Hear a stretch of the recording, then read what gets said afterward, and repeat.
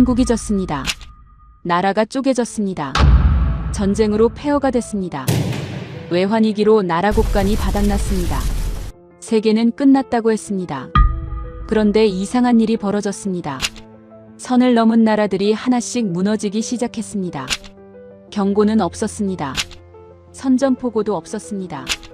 그냥 어느 날 갑자기 끝나 있었습니다. 일본이 90년 동안 지배하던 조선업, 한국이 가져갔습니다. 일본이 틀어쥐던 반도체 소재, 한국이 직접 만들었습니다. 할리우드가 100년 동안 독점하던 세계 문화시장, 한국이 뚫었습니다. 평생 한국을 연구한 일본인 교수가 있습니다. 그가 말했습니다. 내가 가장 두려운 나라는 미국도 중국도 아닙니다. 대한민국입니다. 왜 한국은 경고를 하지 않을까요? 왜 한국을 얕본 자들은 전부 끝이 났을까요? 지금부터 그 답을 공개합니다. 시청하기 전 구독과 좋아요, 댓글에 대한민국 파이팅 응원해주세요. 교수님, 왜 한국은 경고를 하지 않나요? 제자의 질문이었습니다. 강의실 맨 뒷자리 23쯤 되어 보이는 학생이 손을 들고 던진 한마디였습니다. 저는 그 순간 입을 열었다가 조용히 다물었습니다. 30년이었습니다. 한국을 연구한 시간이요. 논문 200편, 저서 12권, 도쿄대에서 동아시아 국제관계학을 가르친 세월이 그만큼이었습니다. 그런데 그 한마디에 저는 단 한마디도 대답하지 못했습니다. 안녕하세요. 저는 야마모토 히로시입니다. 도쿄대학교 국제관계학과 교수입니다. 오늘 제가 드릴 이야기는 화려한 성공담이 아닙니다. 평생을 한국 전문가로 살아온 제가 사실은 한국을 단 한 번도 제대로 이해한 적이 없었다는 이야기입니다. 저는 늘 한국을 알고 있다고 믿었습니다. 한국어도 구사하고 조선시대 역사부터 현대경제까지 꿰뚫고 있다고 자부했습니다. 학회에서는 한국 전문가로 불렸고 일본 정부 자문에도 여러 차례 참여했습니다. 한국을 모르는 사람에게 한국을 설명하는 것이 제 역할이었습니다. 그렇게 30년이 흘렀습니다. 그런데 2019년 가을, 이상한 일이 시작됐습니다. 일본 경제산업성이 한국을 향해 수출 규제를 단행했습니다. 반도체 생산에 반드시 필요한 핵심 소재 3가지였습니다. 불화수소, 포토레지스트, 플루오린 폴리이미드. 일본이 세계 시장의 90% 이상을 쥐고 있던 품목들이었죠. 저는 그 뉴스를 보며 솔직히 이렇게 생각했습니다. 이번엔 한국이 꺾이겠구나. 논리적으로 맞는 판단이었습니다.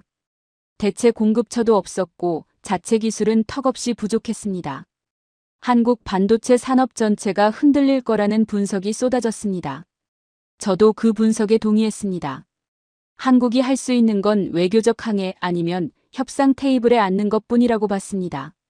그런데 한국은 조용했습니다. 항의도 없었습니다. 협박도 없었습니다. 아무 소리도 들리지 않았습니다. 저는 처음에 그것을 체념으로 읽었습니다. 방법이 없으니 조용할 수밖에 없겠다고. 강대국의 압박 앞에서 작은 나라가 취할 수 있는 유일한 태도라고 생각했습니다. 1년이 지났습니다. 연구실 모니터에 뉴스 자막이 흘렀습니다. 한국, 불화수소 국산화 성공. 저는 그 자막을 3번 읽었습니다. 손에 들고 있던 찻잔을 천천히 내려놓았습니다. 국산화였습니다. 1년도 채 안 된 시간 안에 90% 점유율로 틀어막았던 소재를 한국이 스스로 만들어낸 겁니다. 저는 그날 오후 내내 자리에 앉아 있었습니다. 아무것도 손에 잡히지 않았습니다. 머릿속에서 뭔가가 천천히 무너지는 느낌이었습니다. 이건 운이 아니었습니다. 이건 우연도 아니었습니다. 한국은 처음부터 이걸 노리고 있었던 겁니다. 조용한 척, 무너진 척, 그 사이에 조용히 준비하고 있었던 거였습니다. 그때 다시 떠올랐습니다. 제자의 질문이요. 교수님, 왜 한국은 경고를 하지 않나요? 저는 그 질문에 여전히 대답하지 못했습니다. 하지만 한 가지는 알게 됐습니다.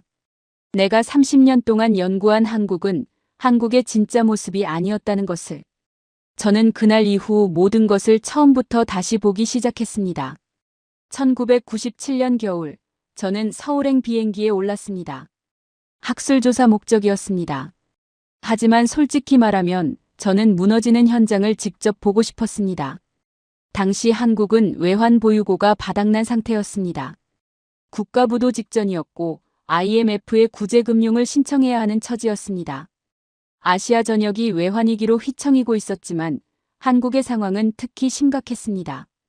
일본 언론은 연일 한국 경제의 붕괴를 보도했고 월스트리트 투자자들은 한국 자산을 헐값에 사들릴 준비를 마친 상태였습니다. 저는 당시 이렇게 생각했습니다. 역시 한계가 있구나. 아무리 빠르게 성장했어도 기초가 약한 나라는 결국 이렇게 된다고. 김포공항에 내렸을 때 공기부터 달랐습니다. 무겁고 조용했습니다. 택시기사도 호텔 직원도 거리를 걷는 사람들도 하나같이 입을 다물고 있었습니다. 활기차다고 들었던 서울이 맞나 싶을 정도였습니다. 도심 곳곳에는 문을 닫은 가게들이 눈에 띄었고 신문 가판대마다 굵은 글씨로 위기라는 단어가 박혀 있었습니다. 그런데 사흘째 되던 날 이상한 장면을 목격했습니다. 시청 앞 광장이었습니다. 이른 아침부터 사람들이 줄을 서 있었습니다. 처음에는 실업급여를 받으러 나온 줄 알았습니다. 가까이 다가가서야 알았습니다. 사람들이 손에 작은 봉투를 들고 있었습니다. 결혼반지였습니다. 돌반지였습니다. 금목걸이, 금시계, 집 안 어딘가에 넣어뒀을 금부치들이었습니다. 국가에 기부하러 나온 사람들이었습니다. 저는 그 장면을 보며 솔직히 픽 웃었습니다. 감동적이긴 하다. 그런데 이게 무슨 소용인가? 나라 빚이 얼마인데 반지 몇 개 모아서 뭘 하겠다는 건가? 조사를 마치고 일본으로 돌아왔습니다. 보고서를 작성했습니다. 한국은 당분간 회복이 어려울 것이다. 구제금융 상환에 최소 5년에서 7년은 걸릴 것이다. IMF가 제시한 조건들을 이행하는 것만으로도 벅찰 것이다. 저는 그렇게 썼습니다. 논리적으로 맞는 분석이었습니다. 그런데 3년 후였습니다. 뉴스를 보다가 저도 모르게 자리에서 일어났습니다. 한국이 IMF 구제금융을 전액 상환했다는 소식이었습니다. 예정보다 3년이나 앞당긴 조기 상환이었습니다. 저는 기사를 다시 읽었습니다. 또 읽었습니다. 숫자가 틀리지 않았습니다. 어떻게 된 건지 이해가 되지 않았습니다. 나중에 자료를 찾아보니 금 모으기 운동으로 모인 금이 227톤이었습니다. 당시 시세로 약 22억 달러.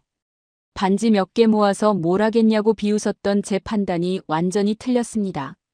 더 놀라운 건 그 이후였습니다. 위기를 겪는 동안 삼성이 버텼습니다. 현대가 버텼습니다.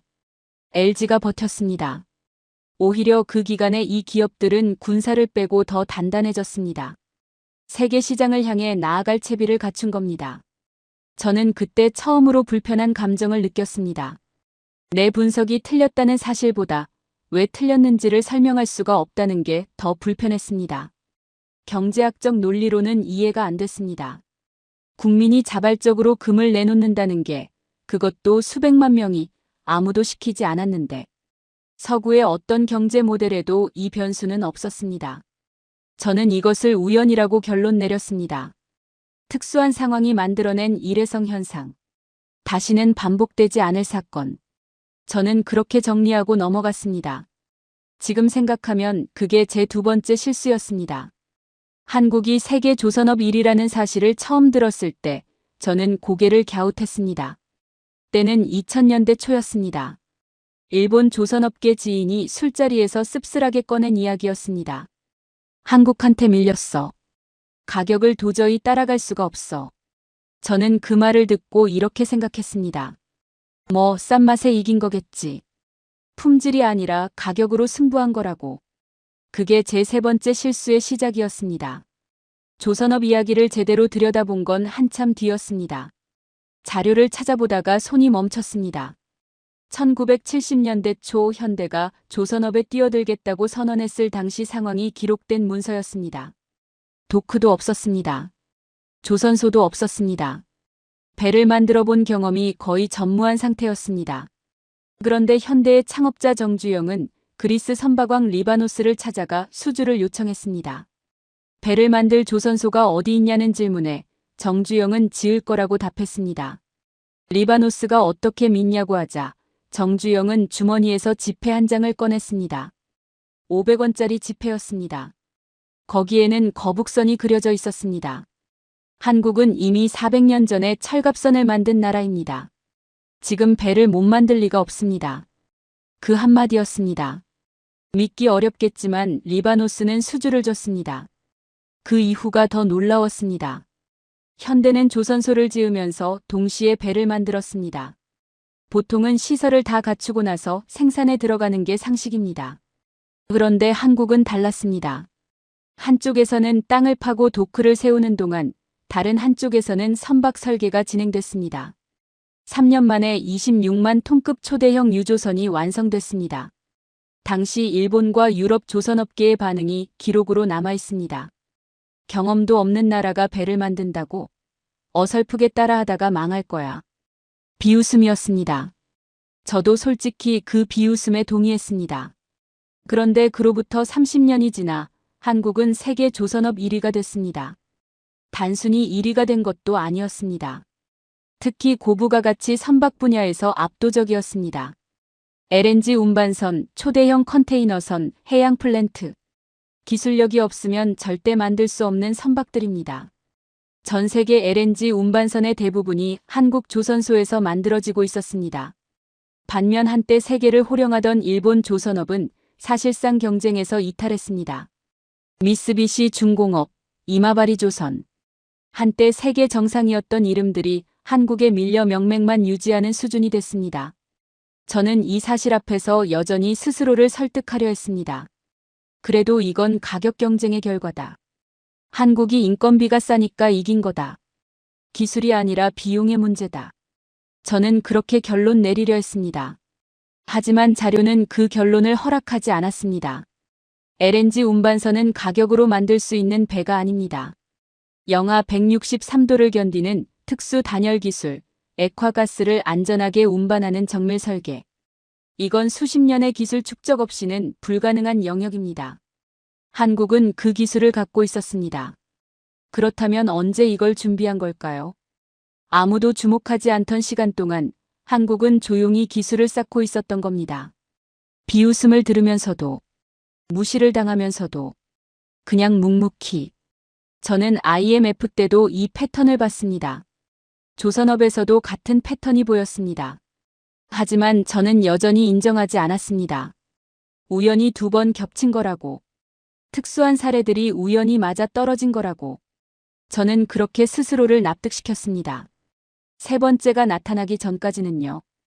2019년 7월, 일본 경제산업성이 공식 발표를 했습니다. 한국에 대한 반도체 핵심 소재 수출 규제. 불화수소, 포토레지스트, 플루오린 폴리이미드. 이 세 가지 소재 없이는 반도체를 만들 수 없습니다.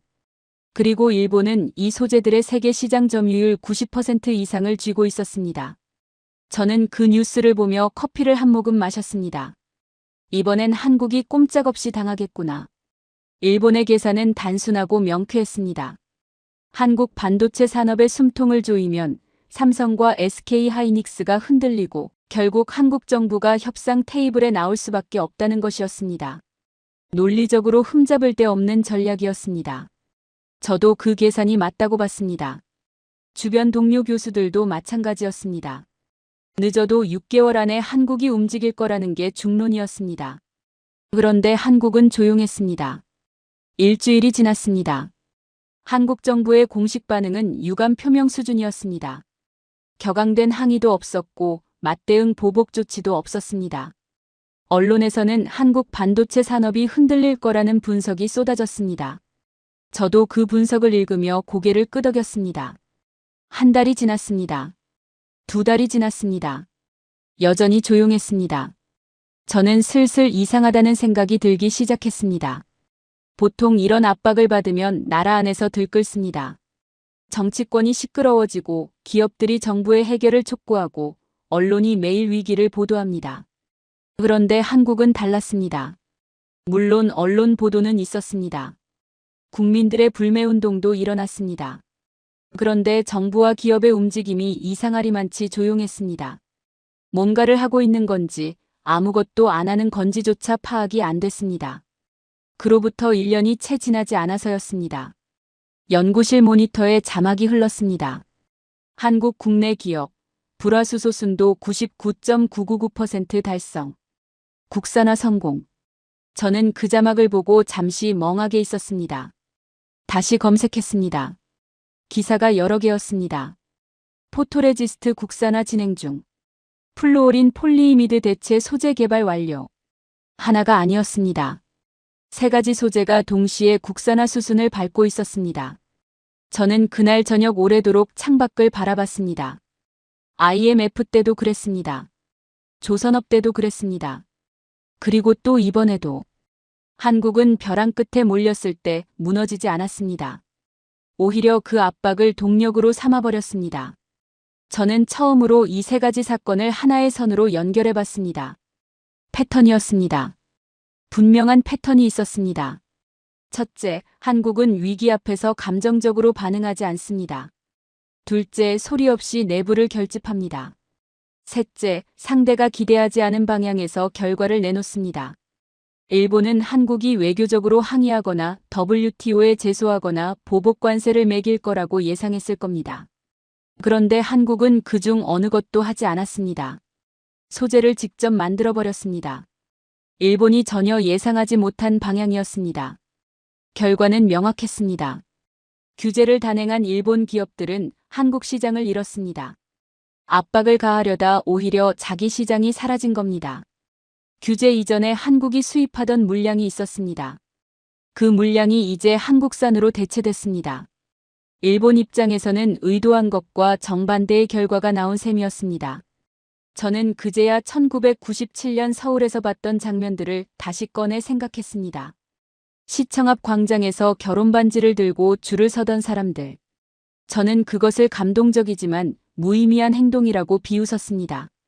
그런데 그게 아니었습니다. 그건 수천 년 동안 이 민족 안에 새겨진 무언가가 표면으로 드러난 순간이었습니다. 위기가 오면 개인이 사라지고 집단이 하나가 되는 그 본능 같은 것이요. 조선업도 마찬가지였습니다.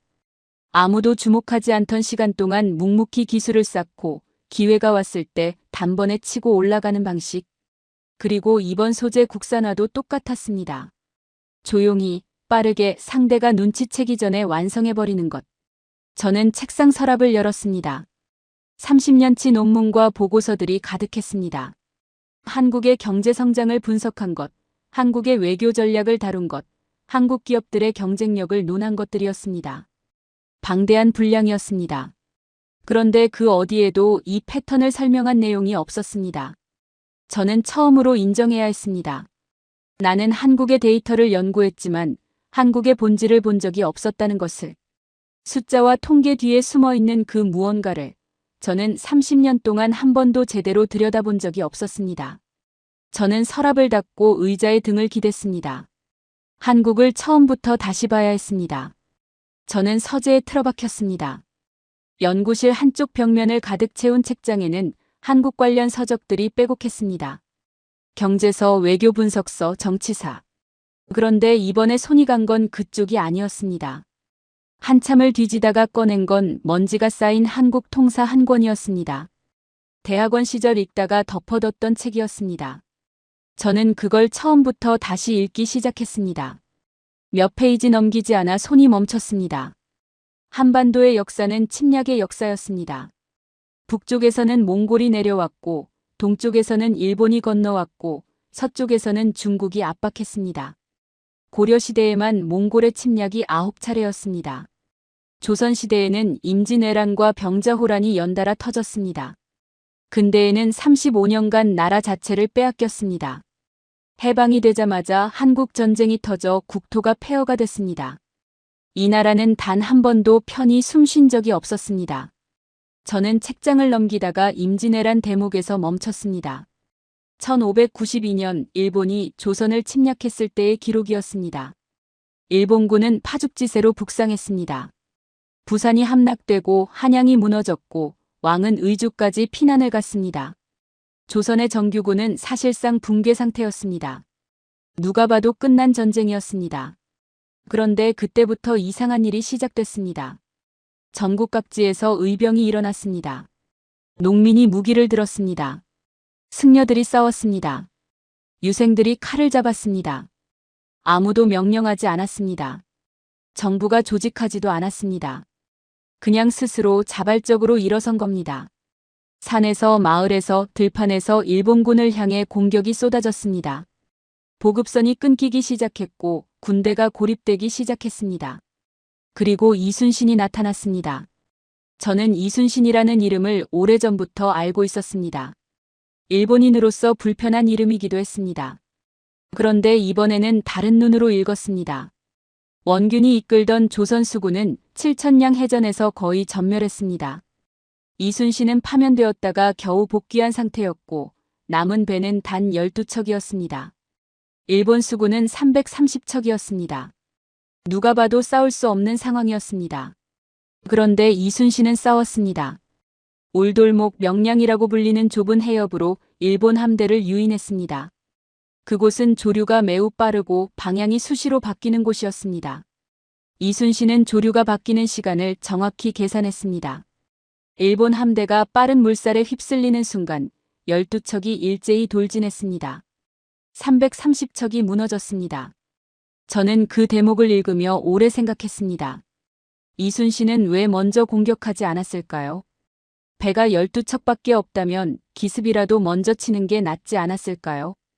그런데 그는 기다렸습니다.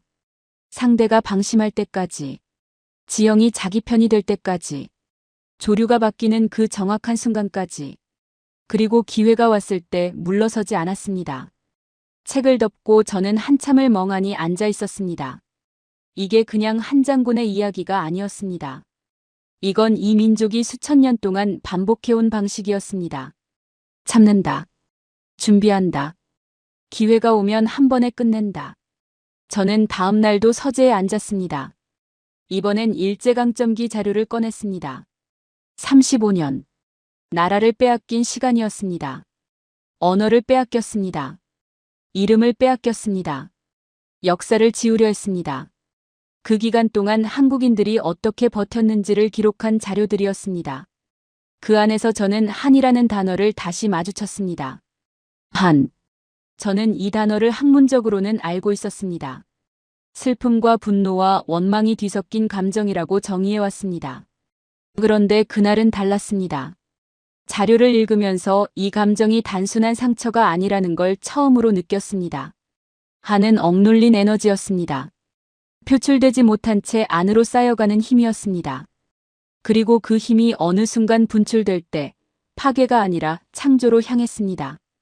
일제강점기가 끝나고 한국이 폐허 위에서 경제성장을 이뤄낸 것, IMF 위기 앞에서 국민이 금을 들고 나온 것, 수출 규제 앞에서 소재를 직접 만들어낸 것, 이 모든 것의 밑바닥에 한이 있었습니다. 억눌렸던 에너지가 생존과 성취로 방향을 튼 것이었습니다.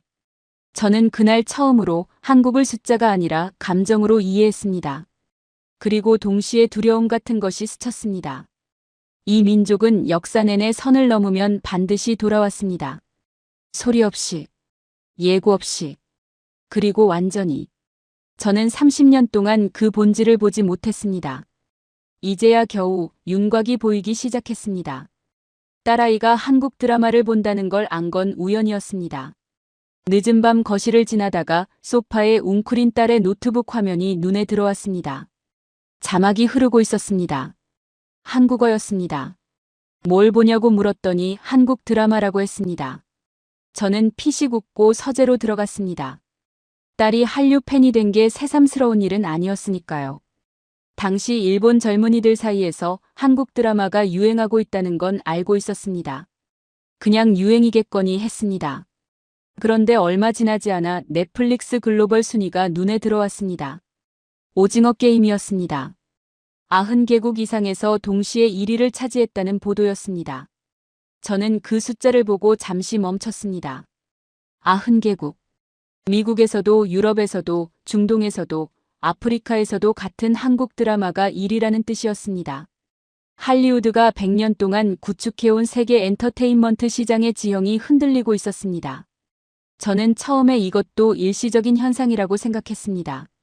특이한 소재, 자극적인 설정 덕분에 반짝 주목을 받은 거라고.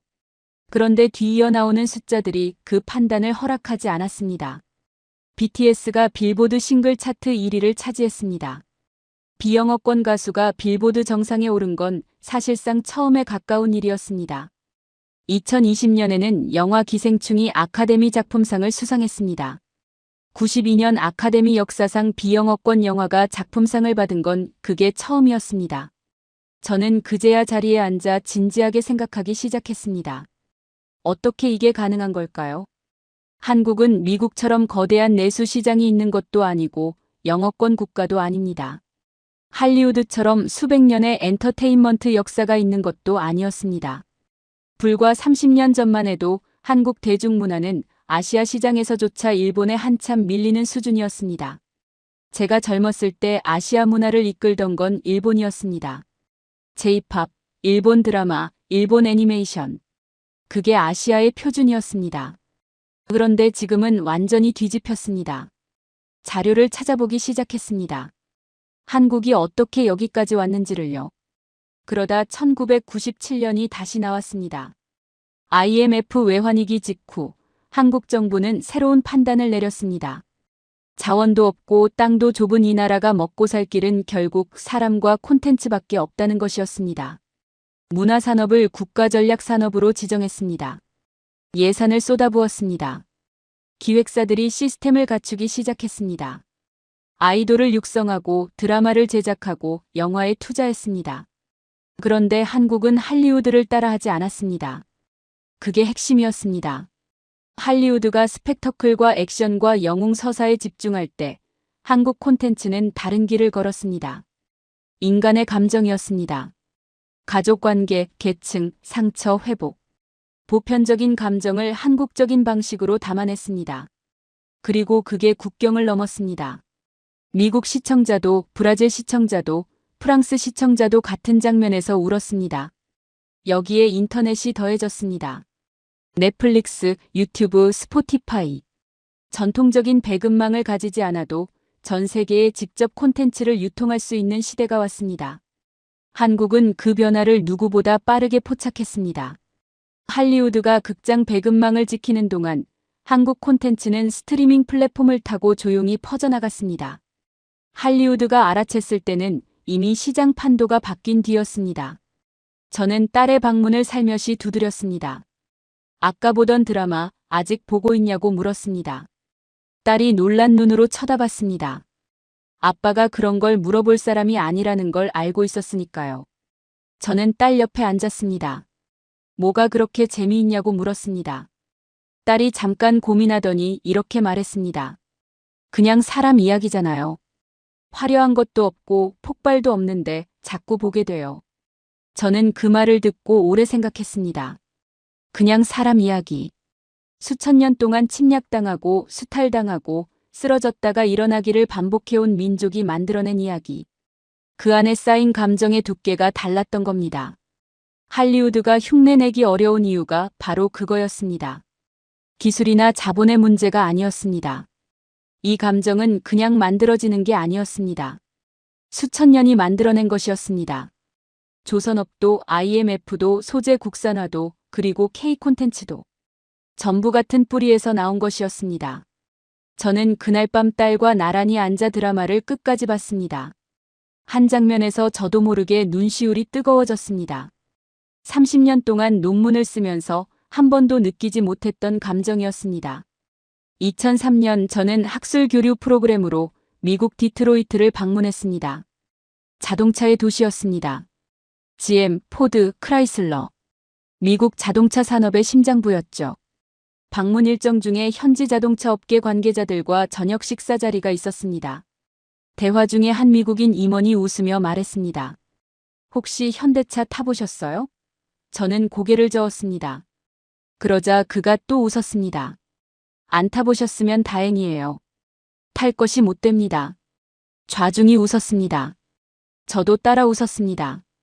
당시 미국 시장에서 현대자동차의 이미지는 그랬습니다. 싸구려. 품질 불량. 오래 못 가는 차. 1980년대 현대차가 처음 미국에 진출했을 때 초기 품질 문제가 워낙 심각했던 탓에 한 번 박힌 이미지가 좀처럼 지워지지 않고 있었습니다. 미국 소비자들 사이에서는 현대차를 샀다가 후회했다는 이야기가 우스갯소리처럼 떠돌았습니다. 저는 그 식사 자리에서 한 가지를 배웠다고 생각했습니다. 한국 자동차는 글로벌 시장에서 한계가 있다는 것을요. 그런데 5년 후였습니다. 2008년 미국발 금융위기가 전 세계를 강타했습니다. 리먼 브라더스가 무너졌고 월스트리트가 흔들렸고 실업률이 치솟았습니다. 자동차 시장이 직격탄을 맞았습니다. GM은 파산 보호 신청을 했고 크라이슬러도 비슷한 처지였습니다. 도요타와 폭스바겐도 판매량이 급감했습니다. 누구도 차를 사려 하지 않았습니다. 직장을 잃을지 모르는 상황에서 큰 돈을 쓸 수 있는 사람이 없었으니까요. 그때 현대자동차가 움직였습니다. 어슈어런스 프로그램. 현대차를 구입한 뒤 1년 안에 실직하면 차를 반납해도 된다는 내용이었습니다. 위약금도 없었습니다. 신용점수 불이익도 없었습니다. 그냥 가져다 주면 됐습니다. 저는 그 뉴스를 보고 처음에는 무모하다고 생각했습니다. 대규모 실직 사태가 벌어지고 있는 와중에 저런 보증을 내걸면 회사가 망할 수도 있겠다 싶었습니다. 그런데 현대는 계산을 해놓고 있었습니다. 실직자 비율, 차량 반납 확률, 중고차 회수 후 손실 규모까지 정밀하게 분석한 결과였습니다. 위기 속에서도 실제로 차를 반납하는 비율은 높지 않을 거라는 판단이었습니다. 감정적인 도박이 아니었습니다. 데이터에 기반한 계산된 승부였습니다. 결과는 극적이었습니다. 미국 전체 자동차 시장이 붕괴하는 동안 현대자동차 판매량은 오히려 늘었습니다. 미국 소비자들이 현대차 매장으로 몰려들었습니다. 잃어도 돌려줄 수 있다는 안도감이 구매를 이끌었습니다. GM과 포드가 혈세로 구제금융을 받는 동안 현대는 시장 점유율을 키웠습니다. 디트로이트의 그 임원이 비웃던 그 회사가 위기의 한복판에서 혼자 성장하고 있었습니다. 저는 이 장면을 나중에 자료로 접하면서 뭔가 낯익은 느낌을 받았습니다. 조선업이었습니다. 경험도 없이 배를 수주하고 조선소를 지으면서 동시에 배를 만들었던 그 방식. 현대자동차도 똑같았습니다. 남들이 움츠러드는 위기의 순간에 오히려 전부를 걸었습니다. 상대가 방심한 그 틈에 조용히 치고 들어갔습니다. 현대자동차는 지금 세계 3위 자동차 그룹입니다. 도요타와 폭스바겐에 이어서요. 한때 싸구려 차라고 비웃음을 사던 그 회사가요. 비웃음을 들을 때 현대는 반박하지 않았습니다. 변명하지도 않았습니다. 그냥 품질을 올렸습니다. 조용히 꾸준히 집요하게. 그리고 기회가 왔을 때 단번에 올라섰습니다. 저는 2003년 디트로이트 식사 자리에서 따라 웃었던 기억이 떠올랐습니다. 그때 저도 현대를 비웃은 사람 중 하나였습니다. 그게 부끄러웠습니다. 1983년 일본 반도체 업계는 절정을 달리고 있었습니다. 도시바, 히타치, NEC. 세계 메모리 반도체 시장을 일본 기업들이 장악하고 있었습니다. 미국 인텔조차 메모리 사업에서 일본에 밀려 철수를 고민하던 시절이었습니다. 반도체는 곧 일본이었고 일본은 곧 반도체였습니다. 그 시장에 한국이 뛰어들겠다고 선언했을 때 일본 업계의 반응은 하나였습니다. 무모하다. 저는 당시 자료들을 나중에 찾아봤습니다. 일본 업계 관계자들의 인터뷰가 여럿 있었습니다. 한국이 반도체를 만든다고? 기술도 없고 장비도 없는데. 설령 만든다 해도 우리를 따라오려면 20년은 걸릴 거야. 비웃음이었습니다. 근거 없는 비웃음이 아니었습니다. 당시 상황으로는 맞는 말이었습니다. 삼성은 반도체 경험이 전무했습니다. 처음에는 미국과 일본 기업에서 기술자를 데려오고 장비를 수입하고 OEM 방식으로 남의 제품을 대신 만들어주면서 기술을 익혔습니다. 그러면서 비밀리에 자체 기술 개발에 투자했습니다. 이 부분이 중요했습니다. 삼성은 겉으로는 협력하는 척하면서 안으로는 독립을 준비했습니다. 배울 것은 배우고 훔칠 수 있는 건 훔치고 안 되면 직접 만들었습니다. 일본 기업들은 삼성을 하청업체로 봤습니다. 위협적인 경쟁자로 보지 않았습니다. 그게 실수였습니다. 1990년대 초 메모리 반도체 시장에서 기술 전환이 일어났습니다. 디램 세대 교체였습니다. 이 순간 삼성은 준비가 돼 있었습니다. 일본 기업들이 기존 기술에 안주하는 동안 삼성은 다음 세대 기술에 이미 투자를 마친 상태였습니다. 시장이 바뀌는 그 순간 삼성은 단숨에 치고 올라갔습니다. 일본 기업들은 미처 대응하지 못했습니다. 전환점을 놓친 겁니다. 저는 이 역사를 추적하면서 전율을 느꼈습니다. 이순신이었습니다. 330척 앞에서 12척으로 기다렸다가 조류가 바뀌는 순간 단번에 돌진한 그 전술. 삼성도 똑같았습니다. 시장이 바뀌는 그 순간 기회의 조류가 바뀌는 그 타이밍을 기다렸다가 전부를 걸었습니다. 결과는 역사가 됐습니다. 지금 삼성전자는 메모리 반도체 세계 1위입니다. 디램과 낸드 플래시 모두에서 압도적입니다. 한때 세계를 지배하던 일본 반도체 산업은 사실상 괴멸했습니다. 히타치 반도체는 사라졌고 NEC 반도체는 합병됐고 도시바 메모리는 외국 자본에 매각됐습니다. 20년이 걸릴 거라고 비웃던 나라가 30년 만에 일본 반도체 산업 전체를 지도에서 지워버렸습니다.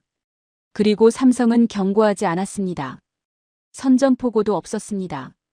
우리가 1위를 하겠다는 공언도 없었습니다.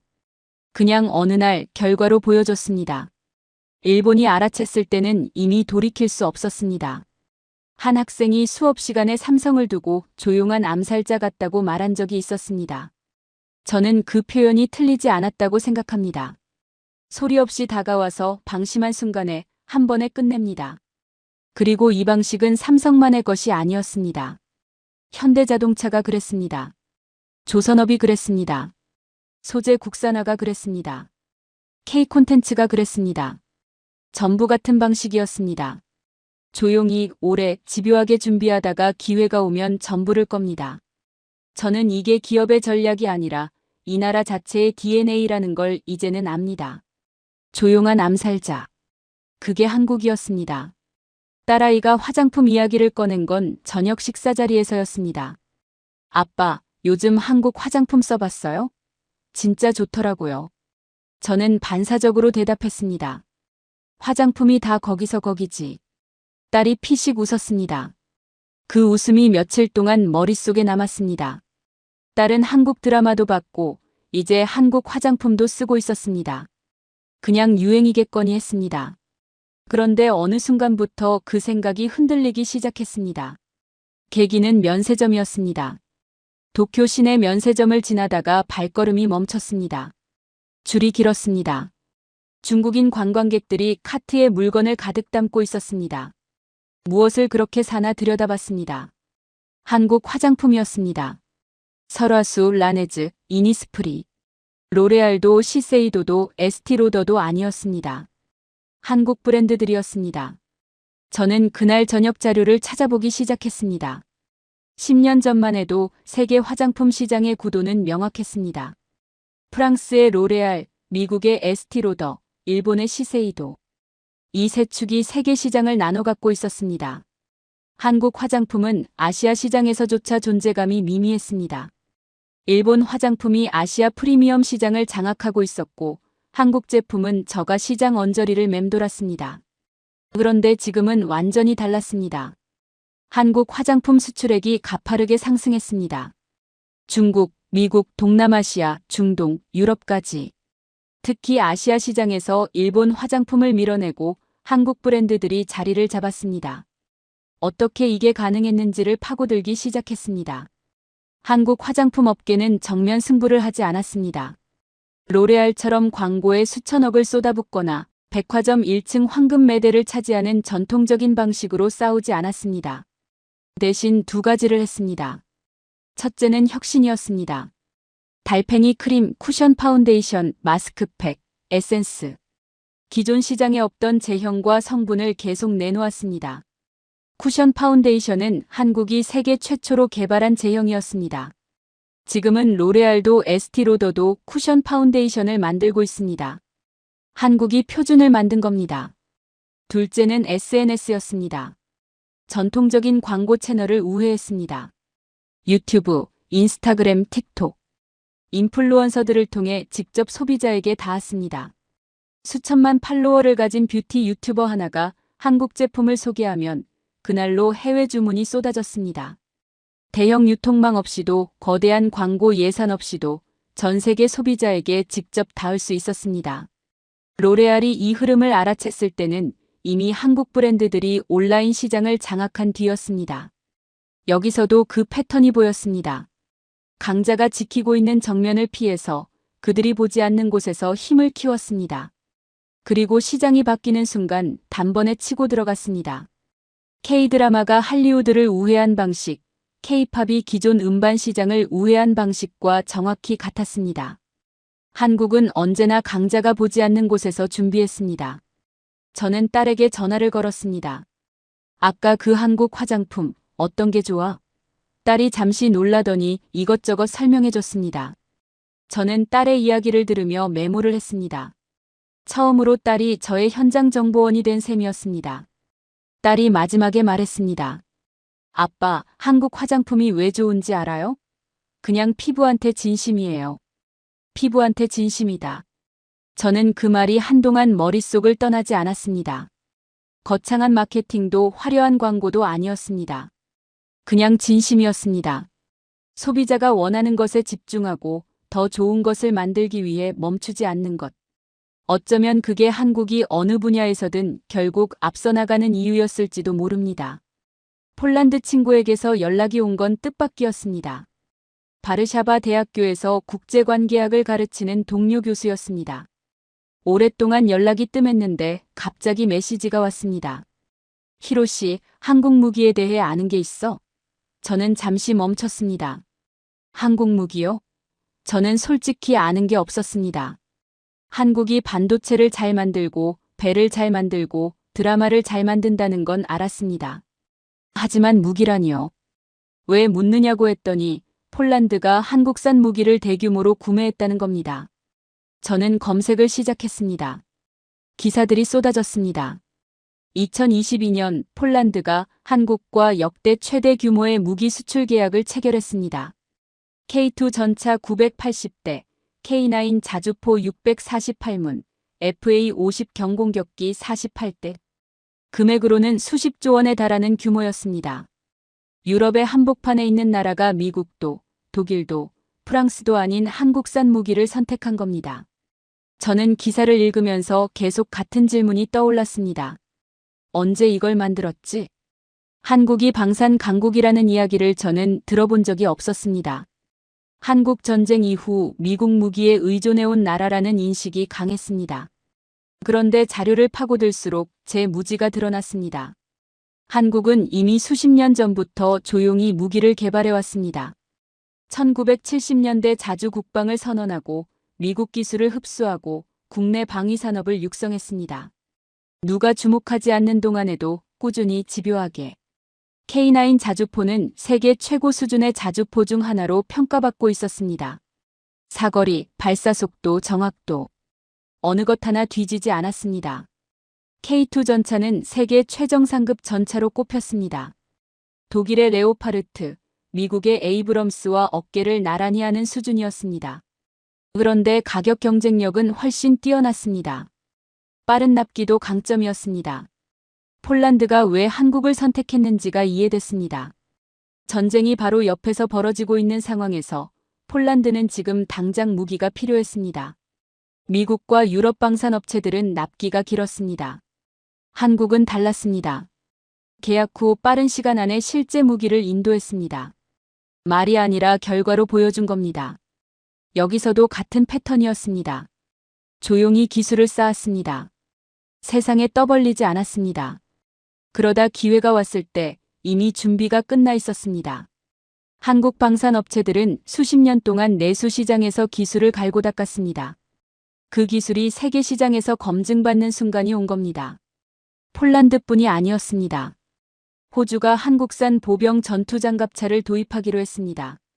노르웨이가 K9 자주포를 선택했습니다. 이집트, 인도, 아랍에미리트까지. 한국산 무기가 조용히 세계로 퍼져나가고 있었습니다. 동료 교수에게 답장을 보냈습니다. 한국 무기에 대해 많이 알게 됐어. 놀라운 나라야. 그가 답했습니다. 나도 그 생각을 했어. 이 나라는 왜 이렇게 조용하게 자라는 거지? 저는 그 질문에 이제는 답할 수 있었습니다.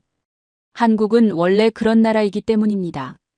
말보다 결과가 먼저입니다. 경고보다 실행이 먼저입니다.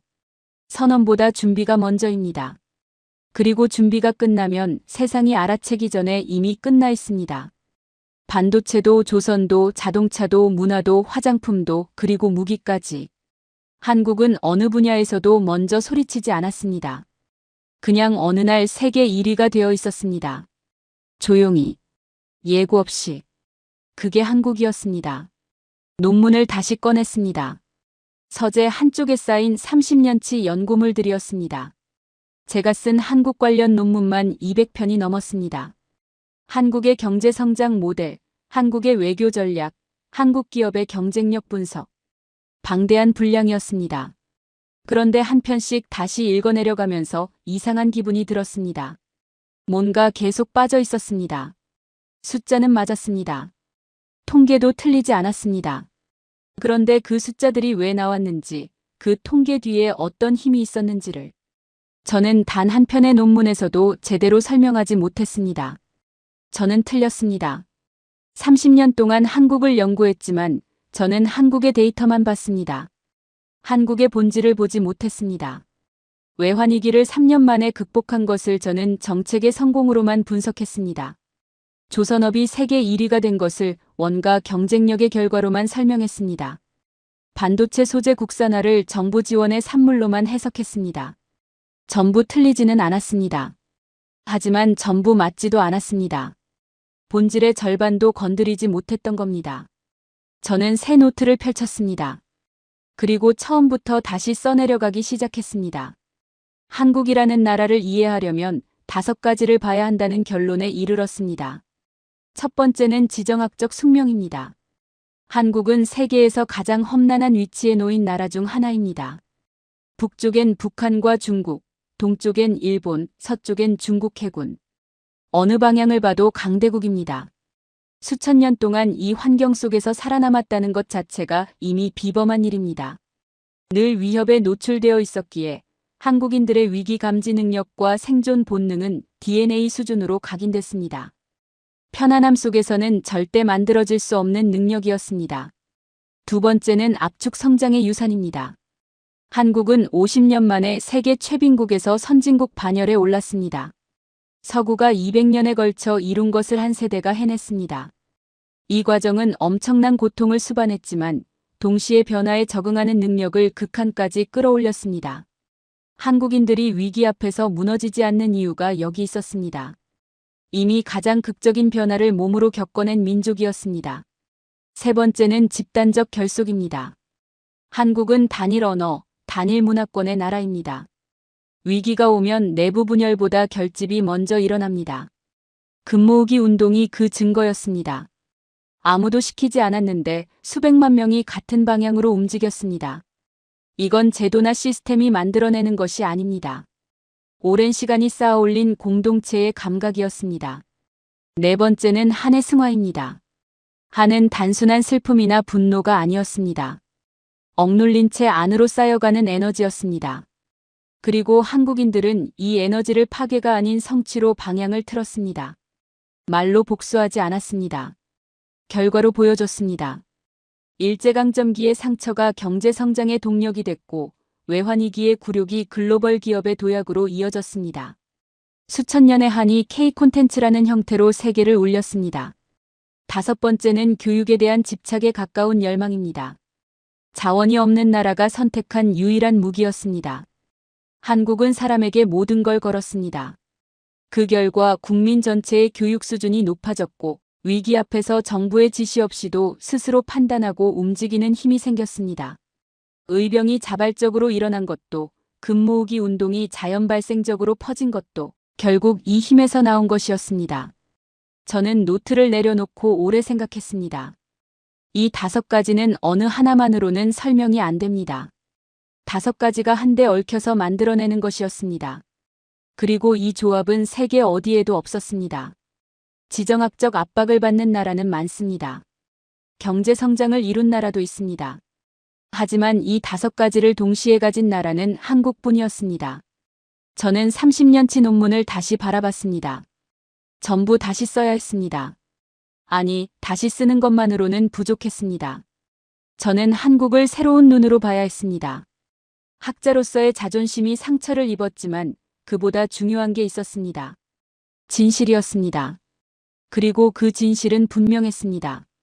한국을 얕보면 안 됩니다. 조용하다고 약한 게 아닙니다.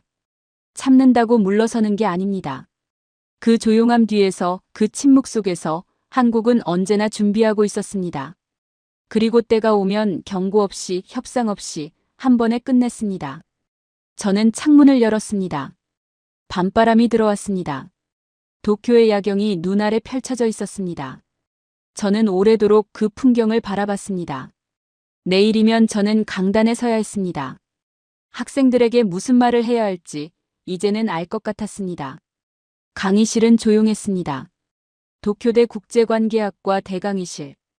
200명이 넘는 학생들이 앉아 있었습니다. 매 학기 마지막 강의였습니다. 저는 늘 이 자리에서 깔끔하게 학기를 정리했습니다. 시험 범위를 안내하고 핵심 개념을 요약하고 다음 학기를 예고하는 식으로요. 그런데 그날은 달랐습니다. 저는 강의 노트를 덮었습니다. 학생들에게 질문을 하나 던졌습니다. 세계에서 가장 두려운 나라가 어디라고 생각하나요? 잠시 술렁였습니다. 여기저기서 손이 올라왔습니다. 미국이요. 중국 아닌가요? 러시아요. 저는 고개를 저었습니다. 학생들이 어리둥절한 표정으로 저를 바라봤습니다. 저는 천천히 칠판으로 걸어가 분필을 들었습니다. 그리고 한 단어를 적었습니다. 대한민국. 강의실이 다시 술렁였습니다.